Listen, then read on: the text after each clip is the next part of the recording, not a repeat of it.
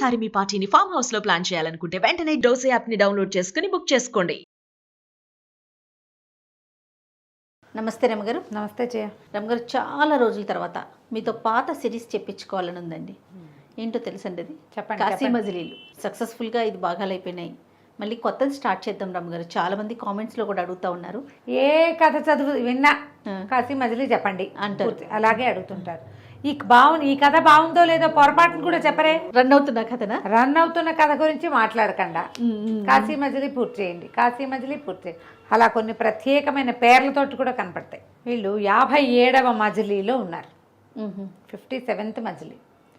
ఆ గోపుడు మణిసిద్ధుడు ఒక సత్రంలో కూర్చున్నారు. మళ్ళీను ఆ గోపుడికి అటు ఇటు వెళ్ళటానికి ఏమీ కనపడలేదు.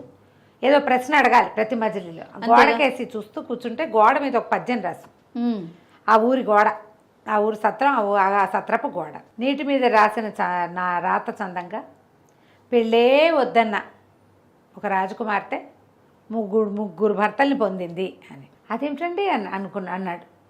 ఒక్క రాకుమార్తె ముగ్గురిని చేసుకోడండి, ఓ రాకుమారుడు ముగ్గురిని చేసుకోవచ్చు, ముగ్గురు 36 కూడా చేసుకోవచ్చు. అదే కదా, 80,000 మందిని పెళ్లి చేసుకున్న కథ ఒకటి చెప్పుకున్నా. అవునవును అవును. ఒకటే రాజకుమార్తె పెళ్లి వద్దు అన్న ఆవిడ ఓ పెళ్లి చేసుకుందంటే ఓకే, 3 చేసుకోవటం ఏమిటండి అని ఆశ్చర్యపోయి అడిగాడు. మణిసిద్ధుడు ఆ మణిని చూసి సాయంకాలం భోజనాలు అయ్యాక ఈ కథ చెప్పాడట. ఈ ప్రాంతం పూర్వకాలంలో, అంటే ఇదివరకు కాలంలో ఈ ప్రాంతానికి, దీనికి గిరిదుర్గమని పేరు. దీనికి ఇంద్రద్యుమ్నుడు అని ఒక రాజుగారు ఉండేవాడు. ఆయనకి మనోహారిణి అని ఒక భార్య కూడా ఉండేది. అయితే ఈయనకి చాలా కాలం పిల్లలు కలగల. వాళ్ళు వచ్చి ఆ పూజ చేయమన్నారు, వీళ్ళు వచ్చి ఈ పూజ చేయమన్నారు, ఎవరో వచ్చి ఇంకెక్కడికో వెళ్ళమన్నారు. ఇక అక్కడికి ఎక్కడికి వెళ్ళినా సంతానం కలగలేదట. ఒక దశలో ఆయనకి ఇచ్చి, నేనేం చేయను, ఇవన్నీ ఎందుకు చేయాలి, పుట్టకపోతే పోని అనిపించింది. రాజు కదా, మనసులోకి వచ్చిన మాట మనకు మళ్ళీ సర్లే అని నోరు మూసుకూరుకోరు. ఆయన ఒక కాగితం రాయించి గోడ మీద అంటిపించాడు, ఒక ఫ్లెక్సీ పెట్టించాడు బయట, బోర్డు. ఫ్లెక్సీలు కూడా అంటించాడేమో మరి. ఏం పెట్టాడంటే, సంతానం కలిగించగలిగే వ్రతం ఏదైనా చెప్పవలసింది, ఆ వ్రతం ఫలితం కనుక చూపించకపోతే దాని ప్రతిఫలం మీరు పొందాల్సి ఉంటుంది. బాగుంది. ప్రతిఫలం నాకు అది ఫలితం చూపించకపోతే ఆ ఫలితం మీరు అనుభవించాల్సే ఉంటుంది. అంటే ఏమిటి, నువ్వేదో పూజ చేయమన్నావు సంతానం కోసం, చూస్తాం చేస్తాం, 6 నెలలైనా సంతానం కలగలేదు, నువ్వు చెప్తావుగా 6 నెలల్లోనో 2 నెలలు 3 నెలలు తిరిగేసరికి నెల తప్పుతుందని, తప్పలేదు, అప్పుడు నీ పెయ్యి కొత్తరిస్తాను నేనని. బోర్డు చూసిన జనాలు నాయన ఈయన ఇంత పని చేస్తాడని చల్లగా సర్దు కోరుకున్నారు. ఎవ్వరూ ఎప్పుడూ ఏమీ చెప్పేవాళ్ళు కాదు. రాజు రాణి పెద్దవాళ్ళు అవుతున్నారు. ఒకసారి ఏమైందట, ఈవిడ పుష్కరిణి అనే ఒక తెలికత్తెను వెంబడి పెట్టుకుని రాణిగారు మరి ఒక దేవాలయానికి వెళ్ళి, మామూలుగా చెయ్యాలి కదా, ఏకాదశి నాడు దేవాలయ దర్శనం చేసుకోవాలి, అష్టమి నాడు అమ్మవారిని చూడాలి, పౌర్ణమి నాడు దర్శనం, అమావాస్య నాడు తప్పకుండా చేయవలసిన దర్శనాల్లో భాగంగా ఆవిడ పోయి ఒక దీంట్లో తీర్థంలో స్నానం చేసి దేవాలయ దర్శనానికి వెళ్తే, ఈ పుష్కరిణి ఏం చెప్పిందంటే, అమ్మ మన ప్రాంతంలో ముందుకు వెళ్తే పెద్ద గుహలు ఉన్నాయి, ఆ గుహలలో స్వయంప్రభాదేవి ఆలయం ఒకటి ఉంది. ఈ స్వయంప్రభ ఎవరు, రామాయణ కాలం నాటి స్వయంప్రభ. రామాయణ కాలంలో కిష్కింధకాండలో ఆంజనేయుడు వీళ్ళంతా స్వయంప్రభని దర్శనం చేశారు. ఆమె యొక్క ఏమనాలంటే గంధర్వకాంత అలా చెప్పాలనుకుంటా, ముని ప్రవృత్తిని అవలంబించింది ఆవిడ. ఓకే. తపస్సు చేసుకునేది, విష్ణువునే భర్తగా పొందాలనో ఏదో భగవంతుడిని భర్తగా పొందాలన్న దీంతో తపస్సు చేసుకుంటూ ఆ స్వయంప్రభని ఆంజనేయ స్వామి తదితరులు చూశారు. ఎప్పుడు సీతాన్వేషణకి వెళ్ళారు కదా, అవునవును, అప్పటి స్వయంప్రభ ఇప్పటికీ కూడా ఆవిడ యొక్క గుహలు ఉన్నాయని, కింద స్వయంప్రభాదేవి ఆలయం ఉందని, అక్కడికి వెళ్ళి నిద్ర చేసి అక్కడేవో నియమాలు ఉన్నాయి, ఆ నియమాన్ని పాటిస్తే తప్పకుండా సంతానం కలుగుతుంది. ఈ మనోహారిణి దేవంది పుష్కరిణితోటి వసే ఎందుకే, ఎన్ని చేసాం, ఎక్కడయ్యింది, ఏమీ అవ్వలేదు, పైగా ఇప్పుడు ఏమైనా ప్రయత్నం చేస్తే భర్తగారు ఒప్పుకోవడమ్మా, ఆయన పీక ఉత్తరిస్తానంటాడు, వాళ్ళెవరి పీకతో పాటు నీ పీక కూడా పోతే నేనేం చేస్తాను, ఏమీ వద్దమ్మా, నాకు అట్టాట అసలు లేవు, పోయినాయి అవన్నీ, విసిగిపోయాను నేనంటే. ఆవిడ అమ్మాయి ఒప్పుకోవాలి పుష్కరిణి, కాదండి చాలా విశేషం ఉంది, ఏనాటి రామాయణము, మనకు 2 యుగాల ముందరిది, ఆవిడ ఇంకా ఉండటం ఏంటి, వాళ్ళంతా ఆటవికులు, అక్కడ పూజ చేసేవాళ్ళు, అసలు మన విధానం కాదు, మన ఇది కాదు, అక్కడ అసలు సంతానం లేని వాళ్ళే లేరు, ఆమెకు పూజ చేసే వాళ్ళు కూడా ఒక ప్రత్యేకమైన భాష అది మాట్లాడతారు. వాళ్ళని నేను రమ్మన్నాను నీకోసం, వాళ్ళతో మాట్లాడు, వాళ్ళు చెప్పినట్టు చెయ్యి అంటే ఇవిడెందుకు పిలిచావు కాబట్టి వాళ్ళని పిలిచి వాళ్ళకి ఏదో ఇద్దాం, అంతేగాని పూజలు గీజలు పెట్టద్దంటే ఆ పుష్కరిని ఒప్పుకోవాలి. అట కాదు ఇట కాదని బతిమలాడింది. సరే వాళ్ళని పిలిస్తే వాళ్ళు పరమ ఆటవికులు, అక్కడిది ఏదో విధానం. అదే ఆ అమ్మాయి ఏం చెప్పింది, అమ్మాయి ఏమిటి నీ పేరంటే దురద అని చెప్పింది. దురద అనేసరికి ఈవిడికి నవ్వొచ్చింది. దురద పేరేమిటి, దురద అంటే ఏమిటి అని అడిగింది. సంపబ్బ అని చెప్పింది. దురద అంటే సంపబ్బ, దురద కంటే సంపబ్బ ఏమిటి అసలు, అదేం పేరు? ఈ లోపల ఆవిడ మా అమ్మాయి భర్త, వాళ్ళిద్దరు భార్యాభర్తలు, వాడేమో బర్గడు అంటారు, అదేం పేరో తెలియదు. సరే ఈవిడ 2-3 ప్రశ్నలు వేసేసరికల్లా ఇది నా భార అంటాడు, భార్య అనమాట. ఈవిడికి భాష వాళ్ళ గోల ఏమీ అర్థం కాలే. ఆ పుష్కరునితో ఏం చెప్పిందంటే, నువ్వు సరిగ్గా అర్థం చేసుకో, వీళ్ళతో మాట్లాడి బాగుంటుంది కథ చదివేటప్పుడు, సరిగ్గా మాట్లాడు, వాళ్ళు ఏం చెప్తారో చూడు, చేయగలిగితే చేద్దాం లేకపోతే లేదు. అప్పుడు ఈవిడిదంతా సాకల్యంగా కనుక్కుని అక్కడికి వెళ్ళి నిద్ర చేయాలట. దురద అంటే దురద కాదది దుర్గా, దుర్గ అంటే సంపబ్బ అంటే స్వయంప్రభ. ఓహో, దుర్గాదేవి స్వరూపమే స్వయంప్రభ అని చెప్తుంది. వాడి పేరు భర్గుడు. బాగుందిగా పేరు, చాలా బాగుంది. వాడు బర్రె అని చెప్తున్నాడు, బర్రె కాదు అది భార్య, ఈ అమ్మాయి నా భార్య అని చెప్తున్నాడు. వాళ్ళ భాష ఏదైతే ఏమిటి, వాళ్ళ ఒక పూజా విధానంలో ఉన్నారు. అక్కడికి వెళ్తే సరిపోతుంది. మహారాజుని ఒప్పించి అక్కడికి వెళ్ళి ఒక రాత్రి నిద్ర చేయాలి. ఒక 3-4 పద్ధతులు ఉన్నాయి అక్కడ వాళ్ళు చెప్పింది. నిద్ర చేయటం, తర్వాత ఏమో పూజ, ఆ తర్వాత ఏమో బ్రాహ్మణ భోజనం చెప్పారు వాళ్ళు. సరే ఈవిడ ఇంకా భర్తని బతిమలాడడం మొదలుపెట్టింది. ఆయన ఎక్కిరిచ్చాడు, నీకు ఇంకా పిచ్చపోలేదా, రాజ్యం ఎవరికి పోవాలంటే వాళ్ళకి పోతుంది, వద్దు వద్దు అన్నాడు. కాదు, ఆవిడ పదే పదే బతిమలాడి పుష్కరిని ఎవరినో తీసుకొచ్చింది. వాళ్ళని చూస్తే నాకు చాలా సంతోషం వేస్తుంది, చాలా అమాయకులుగా ఉన్నారు, వాళ్ళ దగ్గర చేయాలంటే సరే ఈయన పిల్లల కోసం అన్న మాట ఎవరికీ చెప్పకుండా ఊరికే విహారానికి వెళ్తున్నామని భార్యాభర్త ఇద్దరు చెలికత్తల్ని 2 సైనికుల్ని తీసుకుని ఆ స్వయంప్రభాదేవి గుహాల దగ్గరికి వెళ్ళారు. వెళ్ళి నిద్ర చేశారు. తర్వాత మళ్ళీ 4 రోజుల తర్వాత మధ్య పూజ చేయడానికి వచ్చారు. తర్వాత 4 రోజుల తర్వాత ఇంకేదో పూజ, ఆవిడ పుట్టినరోజు, వాళ్ళ అమ్మమ్మ పుట్టినరోజు అని చెప్పి బ్రాహ్మణ భోజనం కూడా చేసేసారు. 6 నెలలు తిరగకుండా ఇవన్నీ 3 నెలలు పట్టింది. ఇంకో 3 నెలల్లో ఆవిడ గర్భవతి అయింది. ఆవిడకి ఒక కుమార్తె కలిగింది. ఎంత అందంగా ఉండేదో పిల్ల. అయితే ఈ స్వయంప్రభాదేవి వల్ల తనకు సంతానం కలిగింది కాబట్టి పిల్లకి స్వయంప్రభ అని పేరు పెట్టారు. ఓహో, చక్కగా పెరిగేది పిల్ల, బాగుండేది. అయితే ఈ ప్రభ ఒక్కతే కదా, ఆడపిల్ల పుట్టిందని కొంచెం దిగులు పడ్డారు. అయినా ఏముందిలే, భగవంతుడి ప్రసాదం, అసలు సంతానం లేని దానికంటే ఓ పిల్ల అంతే, దాని పెంపకం, రేపొద్దున దాని వివాహం, దానికి పిల్లలు, ఇవన్నీ కలుగుతారా?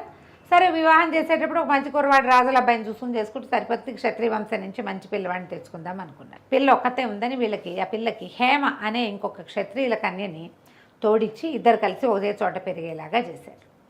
ఆ హేమ స్వయంప్రభ కలిసి జంట కవుల్లాగా తిరిగేవాళ్ళు. వయసు పెరిగే కొంతకి స్వయంప్రభకి సంసార జీవితం మీద విరక్తి.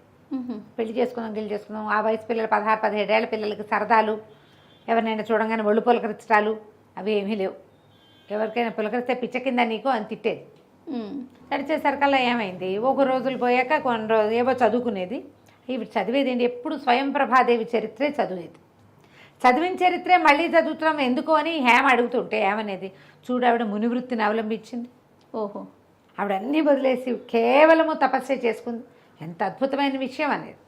ఆవిడ తపస్సు ఎందుకు చేసింది, మురారిని భర్తగా పొందడానికి తపస్సు చేసిందమ్మా. ఆవిడ తపస్సు ఊరికే చేయలేదు, వైరాగ్యంతో చేయలే. స్వయంప్రభ తపస్సు భగవంతుడిని భర్తను చేసుకోవడం కోసం చేసింది. వివాహం ఉంది కదా అందులో అనేది హేమ, కానీ ఆవిడ ఒప్పుకునేది కాదు స్వయంప్రభ. ఇట్లా నడుస్తూ ఉంటే ఈ లోపల ఏమైంది, పెళ్లి సంబంధాలు రావడం మొదలుపెట్టాయి. ఇంత దస్త్రం ఆటపెట్ట నిండా ఫోటోలు పుచ్చుకుని వాళ్ళ అమ్మగారు వచ్చేసరికల్లా పిల్ల నేను చూడండి హేమకు చూపించారు. అందరినీ తిరగొట్టింది. నచ్చలేదు, అమ్మాయికి నచ్చదు, వీడు నచ్చాడు, వాడు నచ్చడని తీరా ఒక ఫోటో తీసింది. ఆ తీసిన వాడెవడు, ఆ ఎవరో రాజుగారి 3వ కొడుకో 4వ కొడుకో. రాజ్యాధికారం మీద వాటి మీద ఆసక్తి ఉన్న వాళ్ళు ఈవిడికి ఇష్టం లేదు. అందుకని ఇప్పుడు రాజుగారికి ఓ కొడుకు అయితే వాడు రాజ్యాధికారి అయితే తీరుతాడు. 4వ కొడుకు అనుకో, వాడికి రాజ్యాధికారం ఎలాగూ ఉండదు. అంతే, అలా డిస్కస్ చేసి రాజయ్యి రాజరికము పిచ్చి, వాళ్ళని అవి ఇవి కావాలి, ఇంకో రాజ్యం కావాలి, అదేదో కావాలి, నేను ఎవరికి సామంతులుగా ఉండాలని తిరగబడి యుద్ధం చేసి వాళ్ళ అందరికి చావులకి కారణమయ్యి అలాంటి వాళ్ళు వద్దు. ఇప్పుడు రాజు అయ్యే అవకాశం లేని వాళ్ళు ఎవరుంటారు, రాజుగారు 2వ కొడుకు 3వ కొడుకు, వాళ్ళకి అవకాశాలు ఉండవు. 4 కొడుకుల్లో 3వ వాడో 4వ వాడో కుర్రాడు చాలా బాగున్నాడు. ఆ ఫోటో తీసింది. ఈ అబ్బాయి అయితే బాగుంటాడు అనేసరికల్లా సరే మాట్లాడదాం అనుకున్నారు. ఈ పెళ్ళేమో స్వయంప్రభ తెగదిట్టిపోతుంది హేమని. నేను అసలు వివాహమే వద్దన్నాను, నువ్వు మళ్ళీ ఇంకోటి చెప్పెడతావేమిటి, దేని మీద వ్యామోహం లేకుండా ఉండటం నాకు ఇష్టం అని చెప్పింది స్వయంప్రభ. రాజ్యాధికారం మీద వ్యామోహం లేకపోవటం అనే పాయింట్ తీసింది హేమ. వాళ్ళమ్మ వాళ్ళు ఏం చేశారు, పిల్లకి పెళ్లి కావటం ముఖ్యము, పోన్లే 4గో పిల్లాడైతే వాడిని తెచ్చుకొని మన రాజ్యమే ఇచ్చుకుంటాము, లేకపోతే నాకు రాజ్యం ఉందంటాడు. ఒక పిల్లాడు అనుకో, మా రాజ్యం ఉంది కాదంటే ఇక్కడ రాజప్రతినిధిని పెడితే మీ అమ్మాయిని మా ఇంటికి పంపించండి అంటారు. వాళ్ళు వదిలిపెట్టుకుని మన ఇంటికి ఎందుకు వస్తారు? 4గో కొడుకు అనుకో, వాడికి ఏమో అక్కడేమో అవకాశం ఉండదు, ఊరికే రాజుగారు అబ్బాయి. ఇక్కడైతే రాజుగారు అల్లుడు, తర్వాత రాజుగారు యువరాణి మొగుడు, తర్వాత రాజు, ఇలా కుదురుతుందని భావించి ఎంత మాట్లాడినా ఈ వ్యవహారం తెమలేదు. క్రమంగా పిల్లకి పెళ్లి మీద ఆసక్తి లేదు అనే విషయం బయటకు వచ్చేసి, అసలు నాకు విషయాసక్తి లేదు. ఆ అమ్మాయి కావ్యాలు గివ్యాలు చదివేది కాదు, వాటి నిండా శృంగార రసం ఏముంది, అవయవాల వర్ణన, ఒకళ్ళ కోసం ఒకళ్ళు వెప్పర్లాడడం, అక్కడెక్కడికో వెళ్ళి దాన్ని అవతనం చేసుకోవడం, లేదా ఇక్కడెక్కడికో వచ్చి వీడి వెనకాల పడడం, ఇద్దరు కలిసి లేచక్కపోవడం. కావ్యాల్లో అదే కదా ఉన్నది, పిచ్చి కావ్యాలు నేను చదవనండి. సంసారాసక్తి లేదు, జీవితాసక్తి లేదు. అమ్మాయికి వైరాగ్యం, వేదాంతం, తపస్సు. పెళ్ళేమో అందంగా ఉంది, ఒకతే పిల్ల, రాజ్యానికి ఉత్తరాధికారి అది. వీళ్ళు ఏం చెయ్యాలి? సరే ఇలాగే ఆలోచించుకుని బాధపడుతున్నారు. అయితే ఏమైందట, ఓసారి ఒక అమ్మాయి వీణావతి అనే ఒక వీణ విద్వాంసరాలు ఈ స్వయంప్రభని చూడగట్టడానికి వచ్చింది. చూడడానికి వస్తే అంటే వీళ్ళే ముందట ఎక్కడికో వెళ్ళేసరికల్లా ఆ అమ్మాయి చాలా చక్కగా పాడుతుంటే, అమ్మాయి దగ్గర ఒక అద్భుతమైన వీణ ఉండేది. ఆ వీణ మీద వాయిస్తుంటే ఎంత బాగుండేదో, చాలా అద్భుతంగా వాయిస్తుందని మన దగ్గరికి తీసుకురమ్మంది. ఈ హేమ పోయి దేవాలయంలో విన్నారు. మొదట దేవాలయంలో ఏం గీతాలు పాడతారు, భక్తి వైరాగ్య గీతాలే కదా. అది విన్నాక ఆ వీణావతిని పిలిపించేసరికల్లా వీణ వాయించడానికి కూర్చోబెట్టుకున్నారు. మాట్లాడేసరికల్లా అమ్మ నీకు వివాహం అయిందంటే, లేదండి వివాహం చేసుకోలేదు. వివాహం ఎందుకు చేసుకోలేదు? అమ్మాయి భోగం వాళ్ళ అమ్మాయి, వాళ్ళకి వివాహాలు ఉండవు, వివాహం చేసుకోలేదు అనగానే ఇప్పుడు చేసుకోలేదా, ఇంత పెద్దదానివి అంది. లేదండి, యువరానికి లౌకికమైన జ్ఞానం లేదు, అబ్బో వివాహం చేసుకోకుండా జీవితాన్ని త్యాగం చేసిన సంగీతం కోసం అని అర్థమైంది ఆవిడికి. సరే ఏది ఓ పాట పాడు అనగానే ఈవిడేం చేసింది, చక్కగా ఒక శృంగార సంకీర్తన ఎన్నుకొని పాడేసరికి ఈవిడికి ఒళ్ళు మండిపోయింది యువరానికి. పడతాం పిచ్చి పాటలు అని ఏం చేసింది, కాలుతో ఒక్క తన్ను దనింది వీణని. వీణ కాస్త విరుగురుకుంది. లబో దిబోమని ఏడుస్తూ వీణావతి వాళ్ళ అమ్మ ఇద్దరు కలిసి ఆ వీణని మోసుకుంటూ ఇంటికి తీసుకుపోయారు. ఆ పిల్ల ఏడవటం మొదలుపెట్టింది. అయ్యో యువరాణి సంగతి తెలియకుండా వెళ్ళామే, రాకాసి ఇట్లా చేసేసింది, ఈ వీణ ఏముంది వీణే కదా అని అంటారు అందరూ. వీణలు ఎన్ని దొరుకుతాయి, ఇలాంటి మేళవింపు దొరికే వీణ ఉంటుందా మనకి, ఇంత పురాతనమైన వీణ, ఇంతమంది పెద్దవాళ్ళు వాయించారు, పవిత్రమైన వీణ, దీని మీద వచ్చినట్టుగా స్వరాలకి ఎక్కడా పలకవు, ఆ రాజుగారి వంశం నిర్వంశం గాను అని తిట్టిపోయటం మొదలెట్టి. ఇంతలో ఏమైంది, రాజుగారే వచ్చారు వీళ్ళింటికి. వచ్చి అమ్మ అక్కడ ఏం జరిగింది, వీణ విద్వాంసరాలను ఇంటికి పిలిచిందంటే, మా పిల్లకి ఏదో రాగాసక్తి రసానుభూతి కలుగుతున్నాయని భావించాం మేము. అంటే ఏమీ లేదండి, అమ్మాయికి శృంగార కీర్తనలు నచ్చవు, శృంగారం గురించి ఎందుకు పాడతాం, పైగా నేను పెళ్లి చేసుకోలేదంటే జీవితాన్ని త్యాగం చేసావు ధన్యురాలు అంది. నేను సాని అమ్మాయిని అనే మాట ఆవిడకి అర్థం కాల, పైగా పైపెచ్చి నా వీణ వెరకొట్టేస్తాను నేను వాళ్ళ ఏడ్చింది వీణామతి. ఏడ్చేసరికి ఆయన అన్నాడు, అమ్మ నా పిల్లకి తెలియని తనము, యువరాణి సంగతి నీకు దయచేసి నువ్వు క్షమించు, నీకు ఇంకొక మంచి వీణ ఇప్పిస్తానని బ్రహ్మాండమైన వీణ ఇప్పించాడు. ఆ బ్రహ్మాండం ఈ బ్రహ్మాండం ముందు పనికిరాదు. సరే అక్కడి నుంచి ఏం చేశాడు, ఇంటికి వెళ్ళి కూతుర్ని కేకలేశాడు. ఏంటి ఇట్లా చేయకూడదు, ఇట్లా తప్పు, ఆ అమ్మాయి జీవితం పాడు చేశారు, అట్లా చూడు వీణ వాయించుకుని బతికేది, వీణ కొట్టామంటే అయ్యో సరే నేను కూడా క్షమించమని అడుగుతానులేండి అని చెప్పి ఓ రోజు పిలిచి ఏం చేసింది, చాలాసేపు మాట్లాడి నన్ను క్షమించు, ఏదో ఉద్రేకపడ్డాను అని ఇగో ఈ రత్నహారం ఉంచుకొని తన మెళ్ళో ఇంటి ఒక బ్రహ్మాండమైన రత్నహారం ఎత్తి వీణావతి మెళ్ళో వేసింది. తర్వాత ఏం జరిగిందో మనం వచ్చే భాగంలో తెలుసుకుందాం. నమస్తే. నమస్తే.